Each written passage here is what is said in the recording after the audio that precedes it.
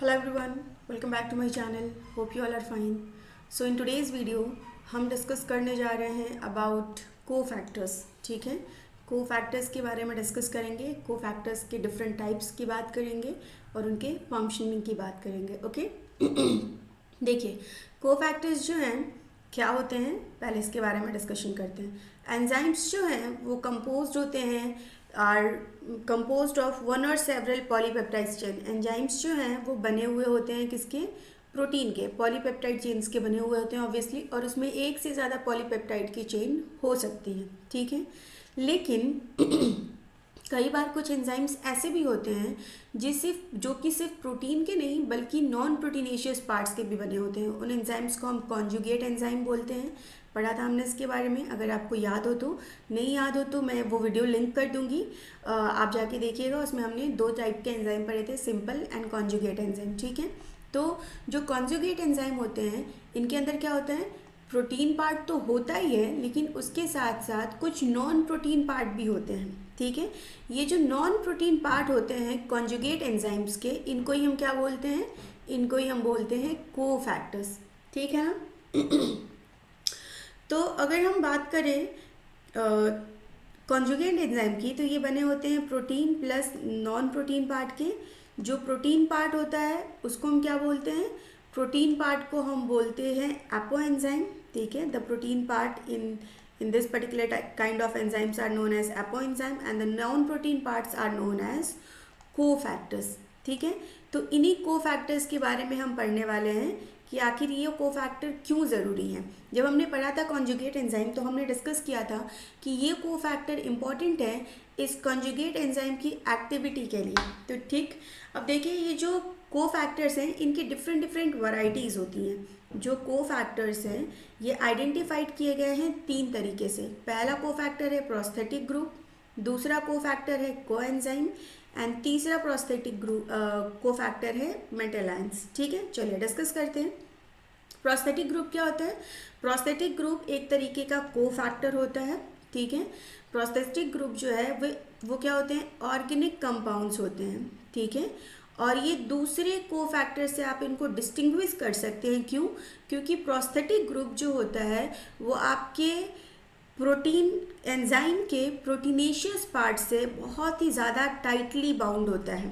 ठीक है, क्या होता है, ये टाइटली बाउंड होता है एपो एंजाइम से. इसके ऊपर नीट में क्वेश्चन भी आया हुआ है, तो आप प्लीज़ ध्यान रखिएगा कि जो प्रोस्थेटिक पार्ट होता है किसका, आपके कॉन्जुगेट एंजाइम का में जो नॉन प्रोटीन पार्ट है, प्रोस्थेटिक ग्रुप है, वो क्या होता है आपके एपो एंजाइम से, प्रोटीन पार्ट से बहुत ही टाइटली बाउंड होता है. ठीक है, for example peroxidase and catalase जो हैं which catalyzes the breakdown of hydrogen peroxide to water and oxygen.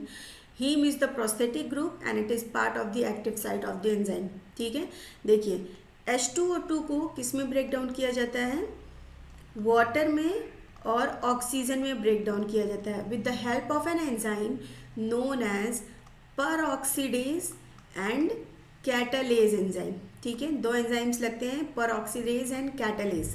Fine, तो ये जो एंजाइम्स हैं इसके अंदर एक प्रोस्थेटिक ग्रुप होता है जिसको बोलते हैं हीम प्रोस्थेटिक ग्रुप.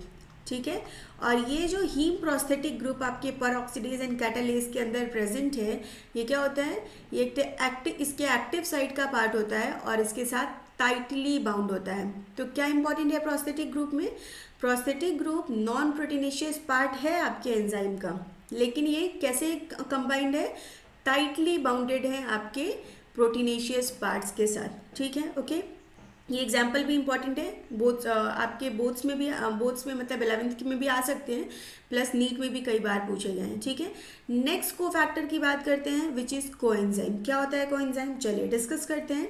देखिए आओ भाई, यस, चलिए कोएंजाइम. अगर आप कोएंजाइम की बात करें तो कोएंजाइम क्या है, ये ऑर्गेनिक कंपाउंड्स होते हैं. ठीक है, लेकिन इनका एसोसिएशन जो होता है एपो एंजाइम के साथ वो कैसा होता है, ट्रांजिएंट होता है. ठीक, प्रोस्थेटिक ग्रुप भी क्या पढ़ा था हमने, वो एपो एंजाइम के साथ टाइटली बाइंड करते हैं, हमेशा के लिए बाइंड करते हैं, लेकिन ये एपो एंजाइम के साथ ट्रांजिएंट पीरियड ऑफ टाइम के लिए बाइंड करते हैं. ट्रांजिएंट मतलब स्मॉल पीरियड ऑफ टाइम के लिए, कुछ सेकंड के लिए, ठीक है, फ्यू सेकंड के लिए ये सिर्फ क्या करेंगे, आपके एपोएंजाइम के साथ बाइंड करेंगे। कौन? कोएंजाइम, ठीक है। और ये जो कोएंजाइम्स होते हैं किस समय बाइंड करते हैं? At the course of catalysis. जब कैटालिसिस करनी होती है रिएक्शन को, उसी समय पे बाइंड होते हैं आपके एपोएंजाइम के साथ और अपना जो भी काम है वो परफॉर्म करते हैं। Further, coenzyme serve as a cofactor in number of different enzyme catalyse reaction. Coenzyme जो है वो कोफैक्टर की तरह काम करता है बहुत सारे एंजाइम कैटालाइज रिएक्शन में। जैसे कि ये क्या है?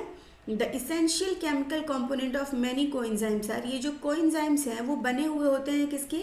वाइटामिन्स के। मेनली किसके बने हुए होते हैं? They are made up of vitamins mainly. कौन? कोएंजाइम्स, ठीक है।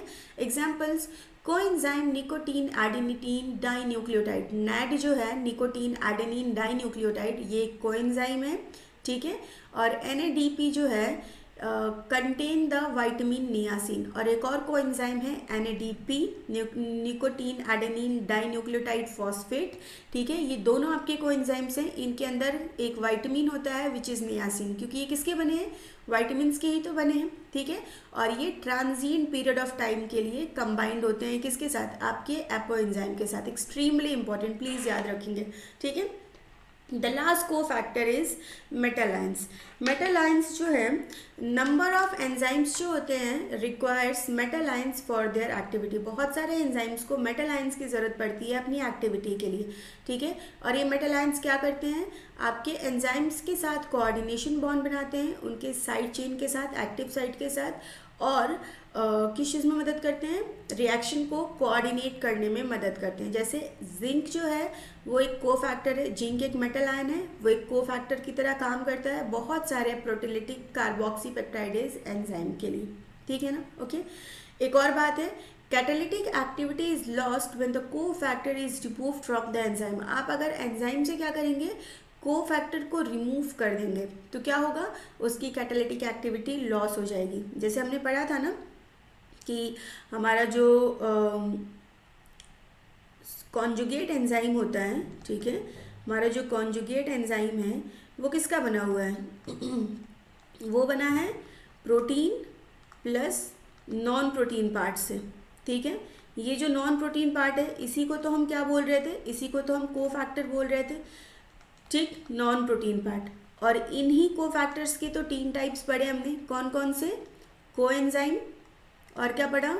और हमने पढ़ा मेटल आयंस, और हमने पढ़ा प्रोस्थेटिक ग्रुप, ठीक है। तो अगर आप क्या करें, इस कॉन्जुगेट एंजाइम से इस प्रोटीन पोर्शन को रहने दे और इस नॉन प्रोटीन पोर्शन को निकाल दे, तो इनकी जो एक्टिविटी है वो क्या हो जाएगी? ख़त्म हो जाएगी। ये एंजाइम फिर फर्दर किसी रिएक्शन को कैटेलाइज नहीं कर पाएंगे, ठीक है। दैट सिंपली मीन्स व्हाट, कि ये जो कॉन्जुगेट एंजाइम होते हैं इनकी जो एक्टिविटी होती है वो किस में होती है? उनके नॉन प्रोटीन पार्ट में होती है। इसीलिए वो नॉन प्रोटीन पार्ट बहुत ही ज़्यादा नेसेसरी हो जाता है उनकी एक्टिविटी के लिए। वो बहुत ही क्रूशियल रोल प्ले करता है एंजाइम की एक्टिविटी के लिए। ओके फाइन, आई होप आपको समझ आ गया होगा कि कोएंजाइम्स क्या हैं और कोफैक्टर्स क्या हैं, ठीक। एक और स्लाइड है, देख लीजिए। ये देखिए, ये आपका एक एंजाइम है, 3 डायमेंशनल स्ट्रक्चर बताया गया है। तो non protein substance are sometimes need for proper enzymatic activity. Proper enzymatic activity के लिए कभी कभी नॉन प्रोटीन पार्ट की ज़रूरत पड़ती है। उसी नॉन प्रोटीन पार्ट को हम क्या बोलते हैं? कोफैक्टर बोलते हैं, ठीक है। कोफैक्टर्स के different types, coenzyme, metal ion and एक और क्या था? एक और था आपका प्रोस्थेटिक ग्रुप। एक minute, let me wipe it out. एक था metal ions and then finally we have prosthetic group. इसी की बातें की हैं हमने अभी के लेक्चर में। तो ये जो कोफैक्टर्स होते हैं, तीनों के तीनों cofactors, metal ions, coenzyme, prosthetic group, ये तीनों किस चीज़ के लिए ज़रूरी है? एंजाइम की प्रॉपर फंक्शनिंग के लिए ज़रूरी है, ठीक है ना। तो जो आपके कोफैक्टर्स हैं और कोएंजाइम्स हैं उनके बीच के डिफरेंसेस को मैंने आपको बता दिया है। आई होप आपको समझ आ गया होगा कि कोफैक्टर्स में कोएंजाइम्स क्या हैं, प्रोस्थेटिक ग्रुप क्या है, मेटल आयंस क्या हैं। Okay, so that's all guys. मिलते हैं अपने नेक्स्ट वीडियो में और इसके आगे के बारे में जो भी बातें हैं उसके बारे में हम डिस्कशन करेंगे। स्पेशली हम एंजाइम इनहिबिशन की बात करेंगे कि एंजाइम की एक्टिविटी को हम रोक कैसे सकते हैं या कौन से ऐसे इनहिबिटर्स हैं जो कि एंजाइम की एक्टिविटी को रोकते हैं। So that's all, bye bye, take care and God bless to all of you.